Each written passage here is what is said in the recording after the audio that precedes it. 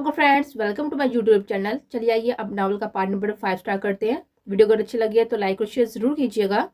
वो एक पुरानी बिल्डिंग के सामने उसे लेकर रुका था, मगर सब जल चुका था। अंदाजा लगाना मुश्किल था, क्या वो एक घर था? देख रही हो, मेरी फैमिली हुआ करती थी यहाँ। मेरी फैमिली, तुम समझती हो ना फैमिली का मतलब। उसे कांधों से पकड़ते हुए वो बेहद करीब करते हुए धारा।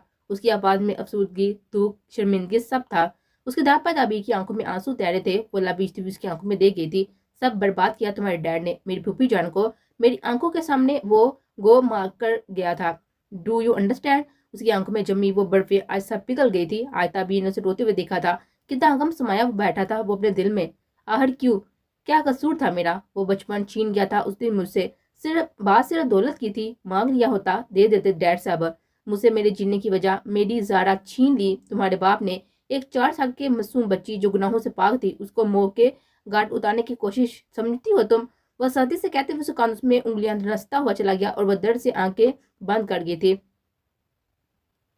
दर्द हो रहा है? इस दर्द का क्या जो मैं पिछले 14 सालों से इस दिल में समय बैठा हूँ? इस नफरत का क्या जो तुम्हारे बाप से, तुमसे और तुम लोगों से जुड़ी एक एक शय से करता हूँ? यही चाहती थी ना तुम, मैं तुम्हारे सामने रो रो कर अपना गम बयान करूं?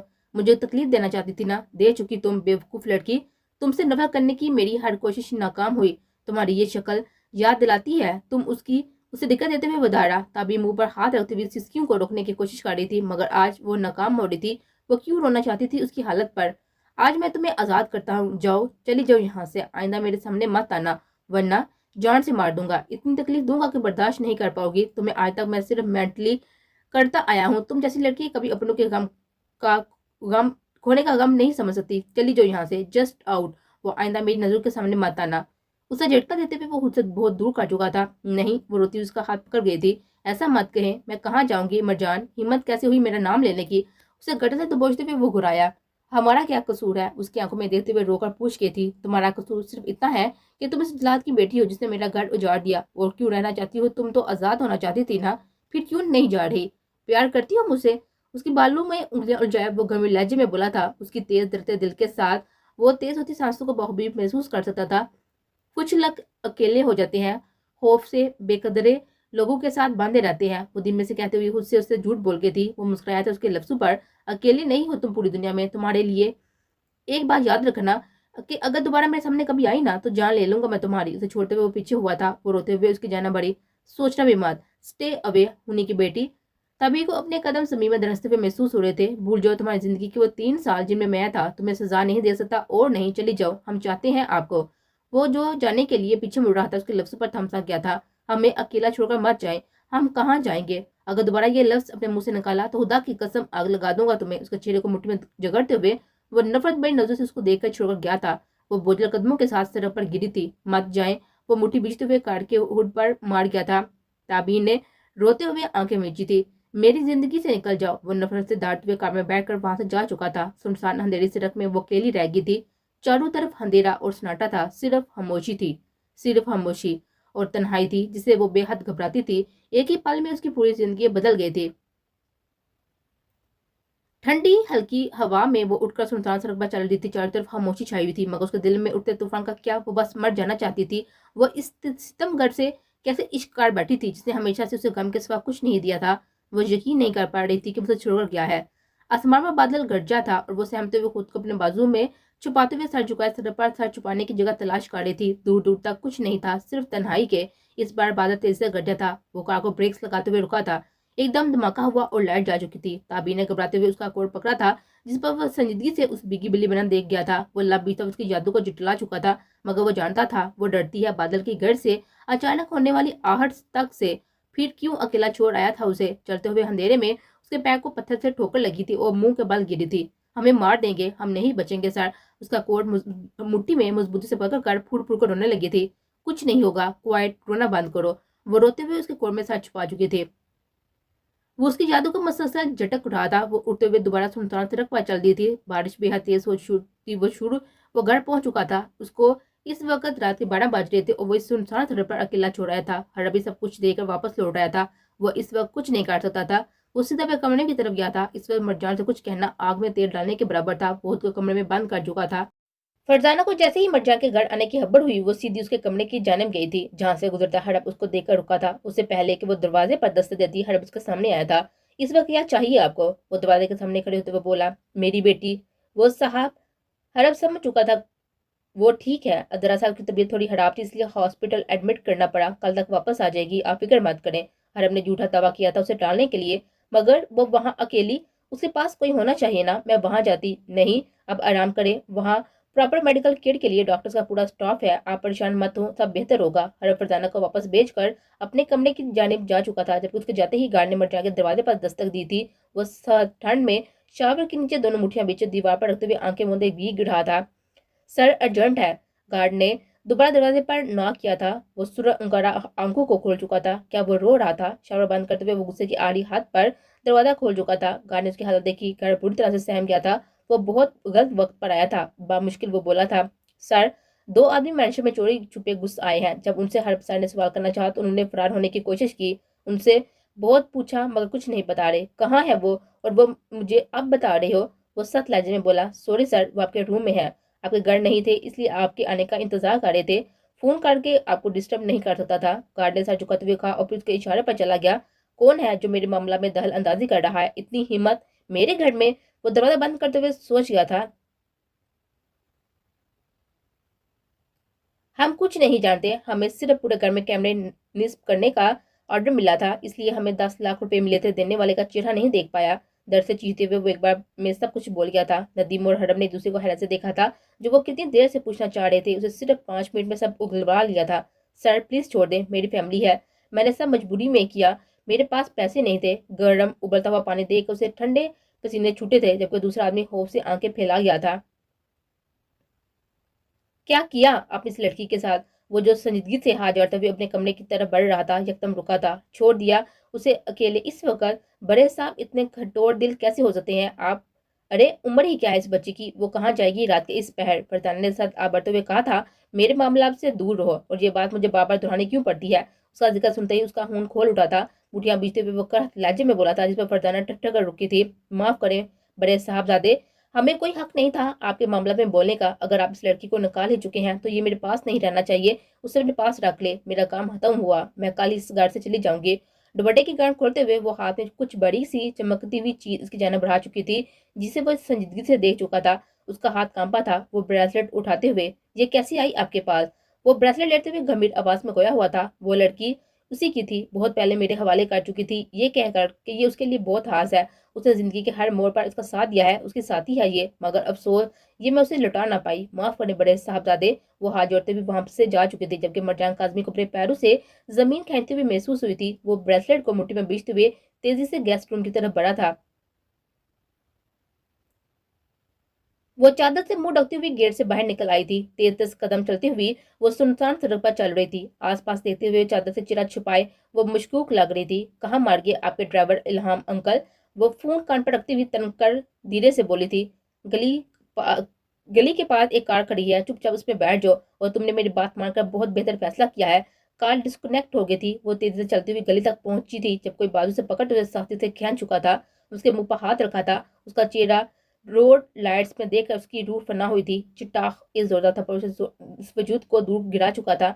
नहीं, मुझे मत मारो। वो हाथ जोड़ते हुए गिड़गिड़ा रही थी। जानती हो मर्जान काजिम से झूठ बोलने का नतीजा क्या हो सकता है? और इतना बड़ा झूठ उसे बाजू से खींचते हुए दबोच किया था। उसमें मेरी कोई गलती नहीं है, मैं तुमसे प्यार। Just shut up. उसके कड़कदार लहजे पर वो सहमी हुई काम की थी। मैं सच कह रही हूँ, मैं तुमसे बदला लेना चाहती थी, मगर मैं नहीं ले पाई। मेरा वहां आने का मकसद तुम्हारे लैपटॉप से वो ड्राइव निकालना था जिसमें तुम्हारा पर्सनल डाटा है। और जब तुम तबस्सुम को लेकर बाहर गए, मैं तब निकाल सकती थी ना। तुम्हारे लैपटॉप से ओपन पड़ा था तुम्हारे रूम में, लेकिन लेकिन मैं नहीं निकाल पाई। मैं प्यार कर बैठी तुमसे, मेरा यकीन करो, मैं तुम्हारा बुरा नहीं चाहती। वो बढ़ाई हुई आवाज में सब बगैर पूछे ही बता रही थी, जबकि लफ्ज तबस्सुम पर उसके दिल ने एक बीट मिस की थी। हाँ वही है तबस्सुम, तुम जान गए हो ना। जब मैंने तुम्हें उस नौकरानी से ब्रेसलेट लेते देखा तो मैं डर गई थी तुम्हें सब पता चल जाएगा, इसलिए इसलिए मैं भाग गई। मुझे खौफ था तुम मुझे मार दोगे।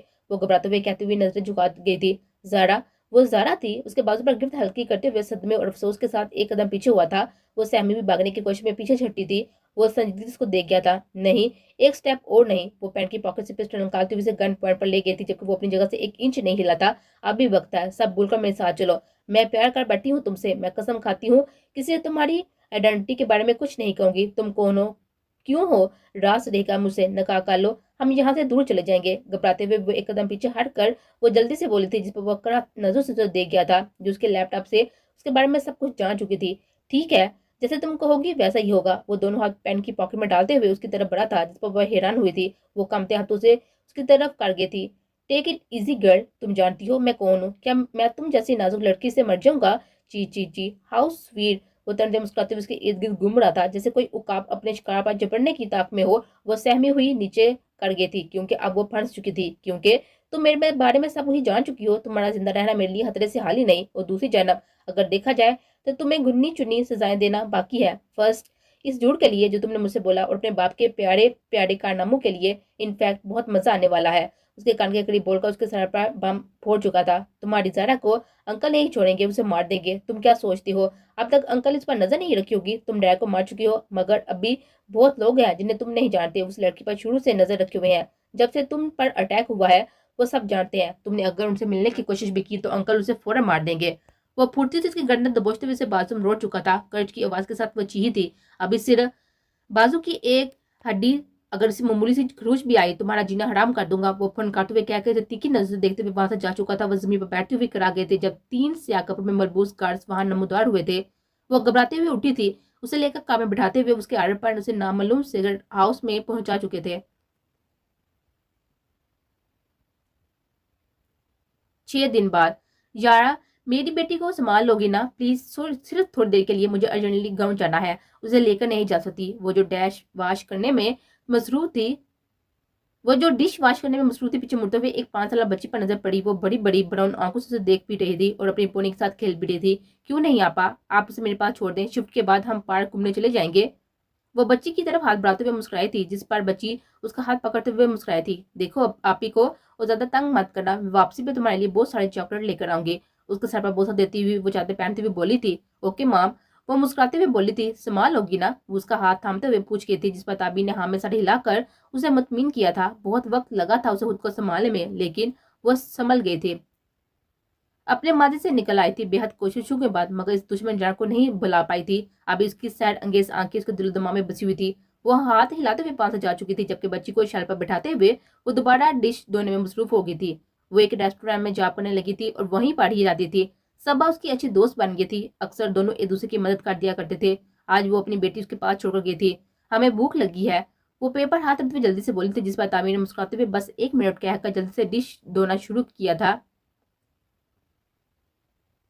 सर वो उसे लेकर गया है। एक आदमी मुंह कपड़े से ढके साथ झुकाए खड़ा था, जबकि उसके सामने एक शख्स सिगारेट पीते हुए इसकी बात पर शीशे का गिलास उसकी तरफ फेंक गया था। गिलास उसे सर में लगा था। वो सर पकड़ते हुए नीचे गिरा था। बेवकूफ, एक काम ढंग से नहीं होता। ले गया वो शिवार की बेटी को, इस बात का डर था। वो बारी आवाज में फुनकारते हुए बोला था, बस वो लड़की एक रेस्टोरेंट में जॉब कर रही है और मरजान काजमी का कुछ पता नहीं। वो पिछले 6 दिनों से उसके आसपास भी नहीं भटका। शायद उसे बर्फ लग गई है।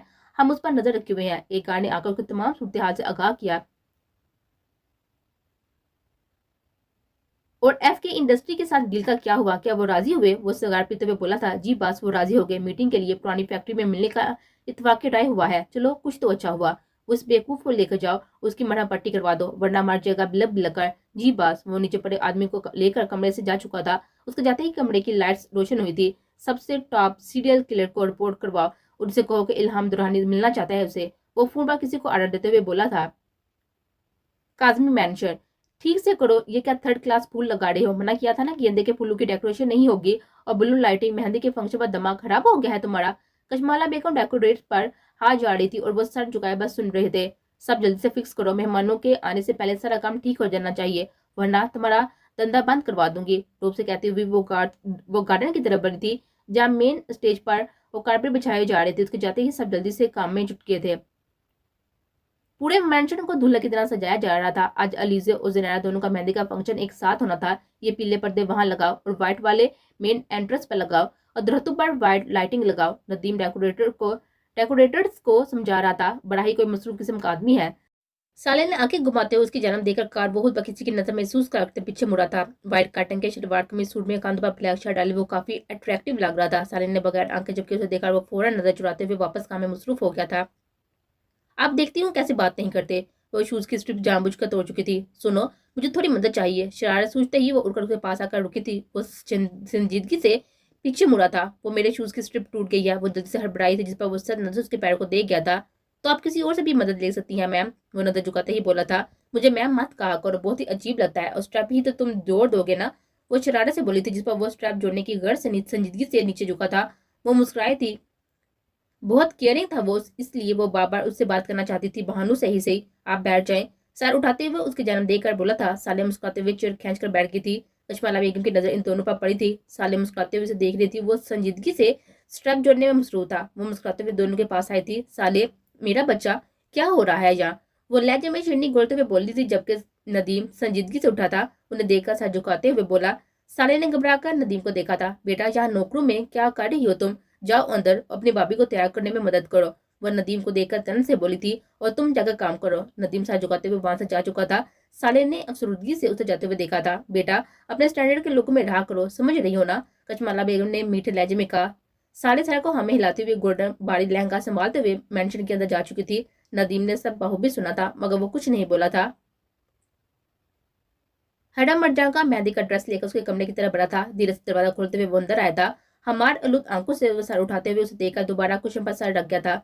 भाई, ये क्या है? आज आपकी मेहंदी का फंक्शन है और आप अभी तक सो रहे हैं? हरम हैरानी से पूछ गया था। अपनी बकवास बंद करो, वो संजीदगी से कहते हुए आंखें मूंद गया था। ये क्या है, आपने पी है भाई? वो बेड के करीब पड़ी वाइन की बोतलों खाली बोतलों का ढेर देख कर चौंका था। वो सुर आंखों से बदमजा करके देख गया था। ये क्या हाल बनाया हुआ है भाई? पूरे कमरे की बिखरी हालत पर जब हड़प की नजर पड़ी तो वो मजीद हैरान हुआ। वो आंखें दोबारा मूंदे हुए सो गया था। क्या हुआ है भाई? वो धीरे से उसके पास बैठते हुए पूछ रहा था। वो आंखें मूंदे बस करवट बदल कर लेट गया। अगर इतनी हास है तो वापस क्यों नहीं ले आते? खुद को तकलीफ देकर किस बेवकूफ बना रहे हैं आप भाई? हड़प की बात पर वो सुर अंगार आंखों से देख चुका था। माजर चाहता हूँ, लेकिन आपकी हिफाजत मेरी पहली जिम्मेदारी है। इसलिए जब कल रात आप अकेले कर सके, कल रात मैंने आपका पीछा किया और सब देख और सुन लिया। उसका गिरबान पकड़ चुका था। आप मोहब्बत कर बैठे हैं उससे भाई, हरम ने लब बीचते हुए सच कहा था। वो उसका गिरबान छोड़ता हुआ पेशाने में बिखरे बालों में हाथ फेरते हुए एक जन्म देख गया था। हरम ने उसके हाथ में वही सुर वटबटा देखकर उसके जन्म देखा था, जो पूरी रात उसे सीने से लगाए सो रहा था। वो संजीदगी से कुछ सोच रहा था। ये सब आपके फैसले पर है। अगर वो इतनी हास है तो जाए इसी पल उसे लेकर आए। वो कहते हुए उसका ड्रेस उसके पास रखते हुए उठकर चला गया था। वो उस पार न उससे अपने मेहंदी के सूट को देख गया था।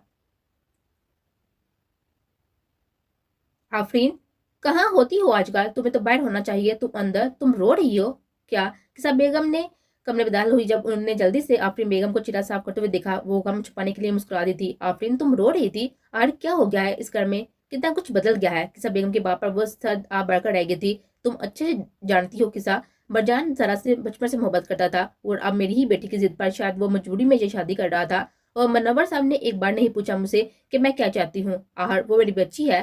किसा, क्या मेरा हक नहीं था? आफरीन बेगम ने रोते हुए पूछा था।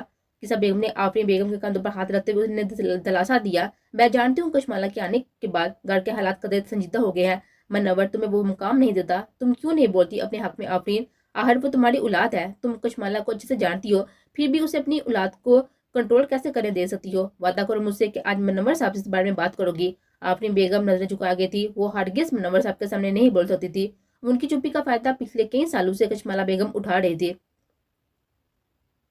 क्या उसने तुमसे इस बारे में बात की? मनवर साहब ने कशमाला बेगम जन्म देखते हुए पूछा, जो मिनट में देखकर कान में झुमके डाल रही थी। नहीं मनवर, उसने अभी तक कुछ नहीं कहा और मैं हैरान हूँ। वो अपने बाप से जुड़ी बातें जानने में कोई जल्दी नहीं दिखा रहा। और तो और वो इसी शादी भी कर रहा है। उसके दिमाग में कुछ तो चल रहा है मनवर, कशमाला बेगम चिल्लाकी से बोली थी। हो सकता है उसे सिर्फ बिजनेस और प्रॉपर्टी में दिलचस्पी हो। मनवर साहब ने दाढ़ी को छुपाते हुए कहा था। नहीं मनवर, कुछ और है जो वो छुपा रहा है और हम कोई जल्दबाजी नहीं करेंगे, क्योंकि वो हमसे 4 कदम आगे रहता है। एक भी अवर स्टेप और हमारे सारे राज खुल जाएंगे। उसके बाद वो हमें दिक्कत देगा, इस घर से रफा दफा कर देगा। वो हाथ हिलाते हुए मुंह बसोड़ती हुई बोली थी, जिस पर मनवर साहब सर झुका खुजा कर रह गए थे।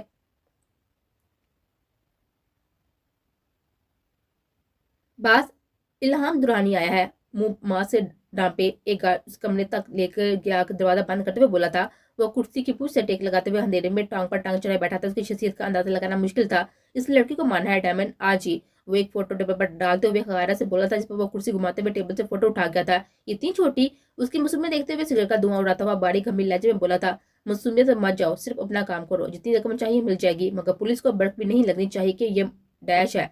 इल्हाम दुरानी हबासत से बोला था। 40, वो सिगरेट का कश लगाते हुए मुस्कुरा कर बोला था।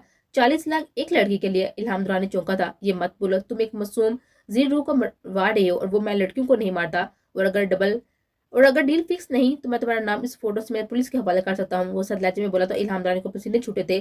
ठीक है, मेरी बिला से जो करना है करो, उसके टुकड़े करके कहीं भी फेंक दो, बस पता चलना चाहिए कि ये इंसान है और डैश हुआ है। दुनिया के बेहतरीन सीरियल, और मुझे इससे डिसअपॉइंट मत करना। और ये रहा कैश ब्रीफकेस उसके सामने खोलते हुए वो हपासे से बोला था। वो गार्ड को इशारा कर चुका था, जो जल्दी से पैसे गिनते हुए वो हाँ में सर हिला गया था। हो जाएगा, उसे मुतमिन कर चुका था। वो लड़की इस वक्त विंडरलैंड रेस्टोरेंट में है, मेरे आदमियों की इस पर नजर है, फिक्र मत करो, तुम्हें कुछ नहीं कहा जाएगा। उसे उठवा लो वहां से, फिर उसके साथ जो भी करोगे, मगर उसे मार देना। इलान रानी कहकर गार्ड के साथ बाहर निकल गया था। वो सिगरेट होठों में दबाता हुआ तस्वीर में मौजूद इस नादुक जंग का तायराना जायजा ले चुका था। हाय, आज तो भाई फ्लैट होने वाले हैं शायद। मारिया ने हमेशा की तरह खुशामद की थी, जिस पर जुनैरा खुल उठी थी। वो पीले रंग के हैवी लहंगे में बालों को रोल किए हुए, स्मोकी आई मेकअप के साथ रेड लिपस्टिक लगाए हुए, फ्लावर ज्वेलरी पहने हुए थी। फ्लैट हो जाएगा ना पक्का? एक बार फिर खुद को मिरर में देखते हुए शक कर गई थी। अरे जल्दी बिल्कुल नहीं होंगे फ्लैट, हम सब जानते हैं वो तुमसे ज्यादा हैंडसम, डैशिंग, हॉट। जुनैरा ने गुस्से से कुशन मारिया के मुंह पर मारा। उसकी लिपस्टिक फैल गई थी। नकम्मी, मेरा मेकअप खराब कर दिया। हैंड मिरर से टिश्यू से फैली लिपस्टिक साफ करते हुए वो हल्के से बोली थी, आइंदा अगर मेरे मरजान के बारे में ऐसी थर्ड क्लास लैंग्वेज इस्तेमाल की तो तुम्हारा मुंह तोड़कर हाथ में पकड़ा दूंगी। जुनैरा मुंह फैलाती हुई बोली थी, ही जल गई मैं तो। मारिया ने मुंह बसोड़ा। अलीजे हाथ में चूड़ियां डालते हुए उठी ही थी, जब सामने खड़ा दायम को देखकर डर गई थी। जान चली जाती मेरी डर से। कब से खड़े हैं आप यहाँ? अलीजे ने आंखें फैलाकर उसे पूछा, जो पीले कलर के चमकदार सूट पर कोट पहने हुए था, जिस पर गोल्डन तिल्ले का काम हुआ था। इंतहा का हैंडसम लग रहा था वो। मुस्कुराते हुए उसे सर से पैर तक देख गया था। वो पीले हैवी स्टारे में ग्रीन चोली पहने हुए थी, कंधे पर नफासे से सेट किए गए ब्लू चुनरी, लंबे बालों को खोले हुए वो बहुत ही प्यारी लग रही थी। हेलो, उसकी आंखों के सामने चुटकी बजाकर बोला था। वो आंखें झपकती हुई शर्म से मुंह फेर गई थी। आप प्लीज जाएं इधर से, क्यों आत्मा बनकर भटकते रहते हैं? उसका दिल जला गई थी। मैं सिर्फ आपको ये पहनाने आया था, मगर जब आपको ही परवाह नहीं तो आप खुद पहन लीजिएगा। वो नाराजगी से उसके हाथों में फूलों के गजरे देता हुआ जाने लगा था, जब अलीजा ने उसका हाथ थामा। सॉरी, वो धीरे से कहते हुए उसे पीछे से गले लगा गई थी। पागल लड़की, उसका हाथ सीने पर रखते हुए नरमी से बोला था, जिस पर वो खुलकर मुस्कुराई थी। सब मामूल के मुताबिक चल रहा था, जब फिजा में सबने बहरा कर दिया था। कोई अपनी जगह से नहीं हिलेगा। कुछ आदमी मुंह ब्लैक कपड़े से ढके हुए रेस्टोरेंट में डाले हुए थे। वो बच्ची सहमी हुई ताबी के पीछे छुपी थी। ताबी ने घबराते हुए उसे काउंटर के पीछे छुपाया था। ताबी को देखकर आदमी ने बाकी के आदमी को इशारा किया था। उसको बाजू पकड़ चुके थे। छोड़े हमें, वो नफरत से बाजू छुड़ाने की कोशिश करते हुए चीही थी। रेस्टोरेंट में मौजूद सब लोगों को, यहाँ तक कि मैनेजर को सांप सूंघ किया था। छोड़ो हमारी आपी को। वो 5 साल की बच्ची काउंटर के पीछे से निकली थी। ताबी का हाथ पकड़ते हुए वो बच्ची को पीछे दिखा देते हुए बोली थी, नहीं बेटा आप जाओ यहाँ से। वो बच्ची को दूर करते हुए रोकर बोली थी, बाद उसके साथ एक बच्ची है तकरीबन 5 साल की। कान में लगे कान में लगे हुए ब्लूटूथ पर वो उंगली रखते हुए उसे आगाह कर चुका था। Bring them both here. ताबिन उसका हुक्म सुनकर इस बच्चे को सीने से लगाया था। नहीं, मैं चलूंगी, मगर ये नहीं, प्लीज, ये मेरी जिम्मेदारी है। उसे नहीं, ताबिन हाथ जोड़ते हुए कहा था। आदमी ने बाकी को इशारा किया। उस दोनों को पकड़ते हुए रेस्टोरेंट के बाहर रुकी ब्लैक क्रोला कार में बिठा चुके थे। ताबी के बेहद इतजाज करने पर आदमी ने उसके मुंह पर जोरदार थप्पड़ मारा था। वो गाल पर हाथ रखते हुए उसे सिसकी थी। उसके होंठों से खून रस रहा था। आपी, वो बच्ची उसे गले लगाते हुए रोने लगी थी। कुछ नहीं होगा, उसने दिलासा देते हुए। वो घबरा गई थी। कुछ ही देर में कार एक अनजान जगह पर रुकी थी। वो दूर दूर तक कोई आबादी नहीं थी, बस एक पुरानी हवेली थी। आदमी ने लिए हवेली के अंदर दाखिल हो गए थे। इन दोनों को अंधेरे कमरे में बंद कर दिया गया था। कुछ देर बाद कमरे का दरवाजा खुला। एक परछाई नमोदार हुई थी। उसके पीछे 3 आदमी भी अंदर आए थे। वो सामने पड़े हुए सोफे पर बैठते हुए सहमे वजूद को देख गया था, जो इस वक्त बच्ची को छुपाने की कोशिश कर रही थी। वो ग्लास होंठों से लगाते हुए संजीदगी से उसे देख रहा था। वो सहमी हुई अंधेरे में उसे पहचानने की कोशिश कर रही थी, मगर सिर्फ उसकी परछाई के कुछ और नजर नहीं आ रहा था। हमें जाने दे प्लीज, हम किसी से आपके बारे में कुछ नहीं कहेंगे। वो कांपती हुई आवाज में इस परछाई से मुखातब हुई थी। ग्लास साइड टेबल पर रखते हुए वो सोफे से उठकर उसके करीब नीचे बैठा था, जिस पर वो खौफजदा होकर दीवार से लगी थी। उसके इशारे पर आदमी बच्ची को वहां से लेकर जा चुका था। तुम यहाँ से जा सकती हो, मगर एक शर्त है। उसके करीब होकर वो सतरीन लहजे में बोला था। वो घबराते हुए उसकी जन्म देख गई थी। मुझसे निकाह कर लो, उसके बाद मैं तुम्हें छोड़ सकता हूँ। अलबत्ता तुम किसी और तरीके से जहाँ से भागने का सोच रही हो तो भूल जाओ। मैं तुम्हारी जान ले सकता हूँ, मगर तुम्हें जाने नहीं दूंगा। उसके गंभीर लहजे पर वह सहमी उसकी सुनहरी सहर अंगेज आंखों को देख गई थी, जो अंधेरे में भी वाजा थी। तुम्हारे पास सोचने के लिए सिर्फ 1 मिनट है, उसके बाद तुम्हारी एक नहीं सुनी जाएगी, और वो जो मैं करूंगा वो लाजमी तुम्हें पसंद नहीं आएगा। योर टाइम स्टार्ट नाउ, सुगलते हुए लहजे में कहते हुए वो उसके सर पर बिल्ली गिरा चुका था। उसकी आंखें लबालब पानी से बड़ी थी। वो सतीश से हाथ गाल पर रगड़ते हुए आंसू साफ कर रही थी। जब उसके रोने पर संजीदगी से उसके नाजुक कांधों को गिफ्ट में लेता वो उसे करीब कर चुका था। एक आंसू और नहीं, तुम इनमें से एक आंसू की कीमत भी अदा नहीं कर पाओगी। वो इस सर्द लहजा था। उसकी गर्म सांसें अपने कान पर महसूस करते हुए वो लचर गए थे। जब उसकी नजर उसके होंठों से रस्ते खून पर पड़ी तो वो आंखों में विदाई लिए अपने पीछे खड़े 3 आदमियों को देख क्या था। सर बहुत चीख रही थी, इसलिए मैंने आदिल के साथ झुकाते हुए बोला था। वो उड़कर उसे गर्दन से दबोच गया था। हिम्मत कैसी हुई तेरी? कहा था ना एक रोज नहीं आनी चाहिए बास्टर। उसकी गर्दन को साथी दबाते हुए उसे दीवार पर मार चुका था। आदमी बुरी तरह से करा उठा था। तभी ने सहमी हुई नजर उसके जन्म देखा था, जो कोई जुनूनी इंसान लग रहा था।